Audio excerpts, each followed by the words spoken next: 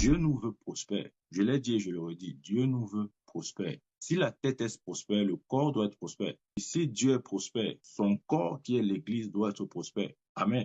Nous devons marcher, là je parle de l'Église de manière générale et aussi individuelle, nous devons marcher dans cet état de prospérité où nous pouvons dire comme David dans Somme, l'Éternel mon berger, je ne manquerai de rien. Où nous ne sommes pas seulement comblés au niveau de nos besoins, mais nous ayons encore en abondance. Après avoir couvert nos besoins, que nous ayons en abondance. Dieu ne voudrait pas que nous vivions juste une vie de juste mesure, c'est-à-dire une vie limitée, c'est-à-dire une vie qui couvre à peine ce dont tu as besoin. Une vie où tes besoins sont à peine couverts et puis tu n'en as plus. Amen. Nous devons être riches. Je te dis bien, mais Dieu ne peut jamais, écoutez-moi très bien, Dieu ne peut jamais confier des choses sérieuses à quelqu'un qui est pauvre, quelle que soit l'intensité de ton onction. Je te dis la vérité. Parfois, nous croyons que non, oui, ça marche avec. Regardez, ceux qui font le plus d'impact dans le monde, ce ne sont pas seulement ceux qui sont loin, non. En plus d'être loin, ils sont bénis. Voilà.